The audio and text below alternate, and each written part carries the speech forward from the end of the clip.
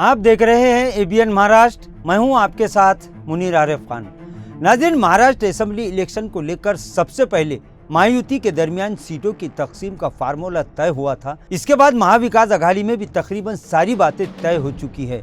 जिसके बाद आज एमआईएम की जानिब से गुज़िश्ता 1.5 महीनों से महाविकास अघाड़ी से सियासी इत्तेहाद के ताल्लुक से सोशल मीडिया पर दिए जा रहे बयानात पर पूरी तरह से अब रोक लग चुकी है, क्योंकि महाविकास अघाड़ी में शामिल कांग्रेस, शरद पवार की एनसीपी और उद्धव ठाकरे की शिवसेना के दरमियान गुज़िश्ता कई दिनों से सीटों को लेकर जारी खींचतान आज खत्म हो चुका है और तमामी पार्टियों के लिए सीटों की तकसीम का फार्मूला भी अब तय हो चुका है और सभी ने इसे कबूल भी कर लिया है। नाजरीन, महाविकास अघाड़ी और एमआईएम के सियासी इत्तेहाद की खबरों की अगर बात की जाए तो ये बात तो एमआईएम और महाविकास अघाड़ी में सियासी इत्तेहाद बिल्कुल नहीं होगा। ये उसी दिन ये बात तय हो गई थी कि जिस दिन औरंगाबाद में एमआईएम सुप्रीमो असद ओवैसी ने अपने 5 उम्मीदवारों के नामों का ऐलान किया था, क्योंकि अगर सचमुच में एमआईएम और महाविकास अघाड़ी के दरमियान सियासी इत्तेहाद की बातचीत चल रही होती तो ना ही आज से 15-20 दिन पहले असद ओवैसी अपने 5 उम्मीदवारों के नामों का ऐलान करते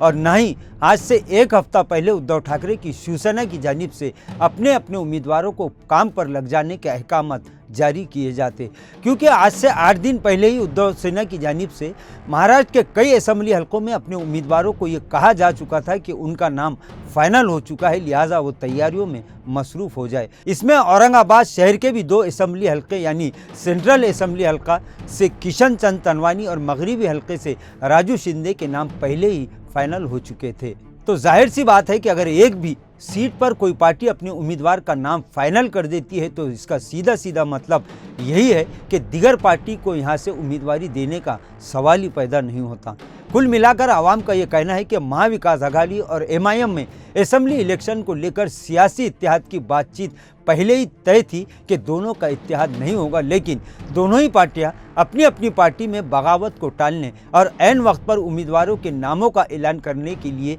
सियासी गठबंधन के ताल्लुक से सफाई देने से कतरा रही थी, क्योंकि इसमें दोनों ही पार्टियों को अपनी सियासी बिसात बिछाने का मौका मिल गया। खैर, आज जैसे ही महाविकास अघाड़ी की जानिब से इस बात का ऐलान हुआ कि इनके दरमियान सीटों की तकसीम का फार्मूला तय हो चुका है, तो इसके बाद तो अब यकीनी तौर पर यह कहा जा सकता है कि एमआईएम और महाविकास अघाड़ी के सियासी गठबंधन के तमाम रास्ते अब बंद हो चुके हैं, जो पहले ही से बंद थे। नाजरीन, वैसे भी एमआईएम के रियासती सदर इम्तियाज़ जलील ये कह चुके हैं कि तमाम पार्टियों के उम्मीदवारों के ऐलान के बाद ही वो अपने उम्मीदवारों के नामों की फहरिस्त जाहिर करेंगे। इलेक्शन कमीशन की जानिब से 22 अक्टूबर को इलेक्शन का नोटिफिकेशन जारी हो चुका है। ख्वाहिशमंद उम्मीदवारों की जानिब से फार्म हासिल किए जा रहे हैं। आइंदा 29 अक्टूबर तक उम्मीदवारी फार्म दाखिल किए जाएंगे, जिसमें अब सिर्फ 6 दिन का वक्फा बचा है, लेकिन अभी तक एमआईएम की जानिब से सिवाय 5 उम्मीदवारों के नाम के ऐलान के अब तक ये भी वाज़ेह नहीं किया गया कि एमआईएम महाराष्ट्र की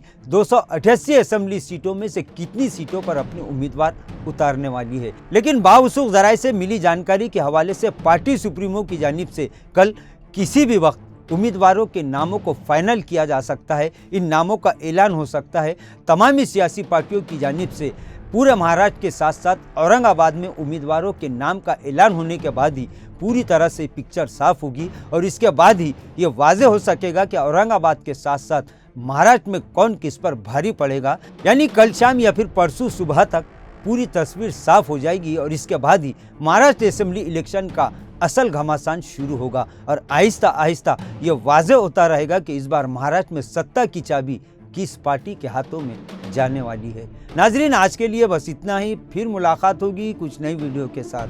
तब तक के लिए हमें इजाज़त दीजिए। अल्लाह हाफिज़।